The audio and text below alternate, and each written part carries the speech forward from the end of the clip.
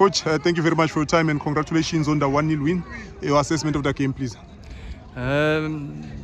Happy for being superior in the first half and scoring the first goal. Disappointed in the second half because we looked disjointed. We made 3 substitutions which we thought were going to add value. It didn't turn out like that, but we stabilized the centre midfield. The opposition had one tactic, which was a route one tactic. It's very simple to neutralize that. The only time you've got to be very careful with that is when they get the ball on the flanks and go around the outside. They didn't do that on a regular basis. There's a few players, and I must be honest with everybody, there's a few players that are cruising, that are not performing at a high level and not playing at a high tempo, and it could be as a result of not training at a high tempo. So we've got to resolve that. You know, we're playing for one half, and that's happened since I've come in 7 games ago. That's been like that. It's either the second half or the first half. So we've got to change that. I do understand that it's a promotion league like NFD, and sometimes the standard and the quality of the football is not as good as it should be. But you've got to do what you've got to do. You know, we preach philosophy, we preach playing patterns, we preach culture. You know, when you haven't done a pre-season with a club like I haven't, and you inherit a few things which is difficult to eliminate during the middle of the season. But fortunately, we're defending very well.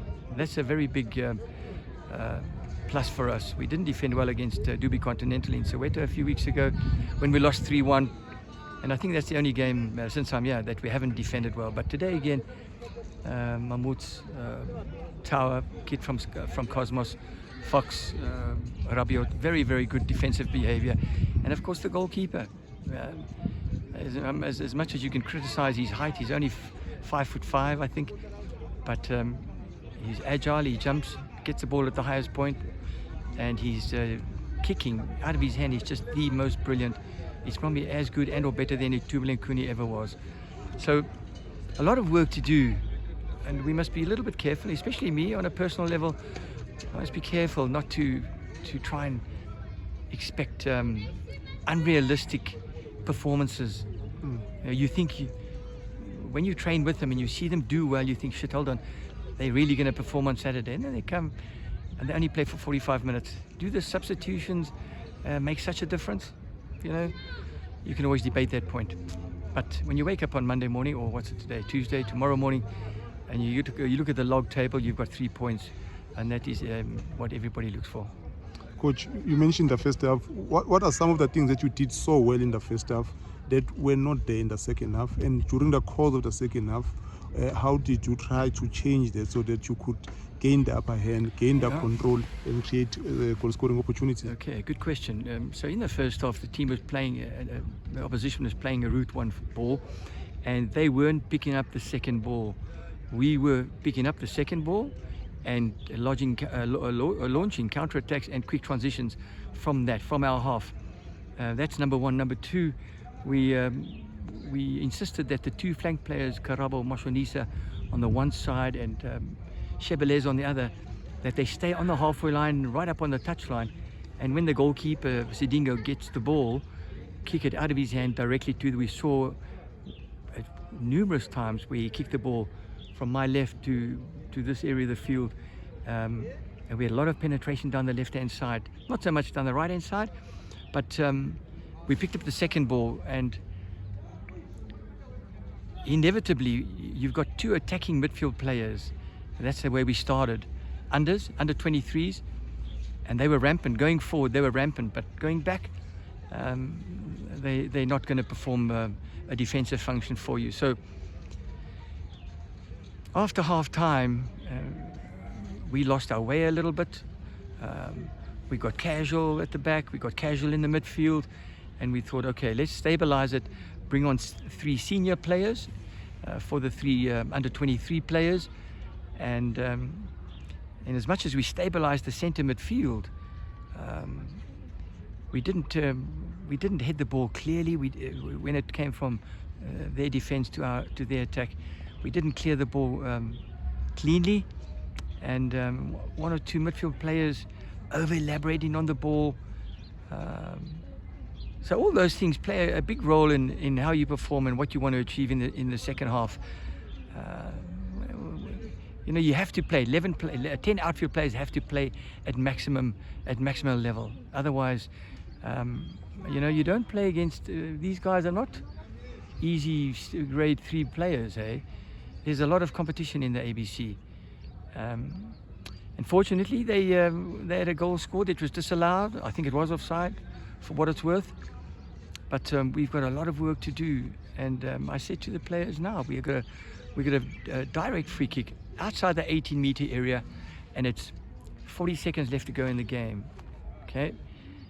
The three big centre backs, we made a change and brought an extra defender in to reinforce the defense. And 40 seconds left, and they want to send all the centre backs into the box for what? For what? I couldn't understand it. You know, even the people that took the free kick, it was 40 seconds. If they'd asked the ref, he would have told them, kick it into the corner, keep the ball in there, and kill some time. You know, as it turned out, we forced the guys from the back to go back to the halfway line, and as it turned out, the direct kick was straight into the keeper's hands, and he kicked the ball. Now that could have been a minute to go, and they could have scored in that last minute. So I was a little bit unhappy with the players with regards to that. You got to play. You got to play with your head. You got to play with your mind. What do you want to win? What do you want to win the game 2-0 for when it's 40 seconds to go? So, yeah, one or two standout performances. The left back Rabiot, Fox, the second half, right back played very well, and I thought Fisto Bafana Kali when he came on did okay. The little boy Karabo Mashonisi is a dynamic personality, and once he learns to play for 90 minutes, he's going to be just another Sundown superstar.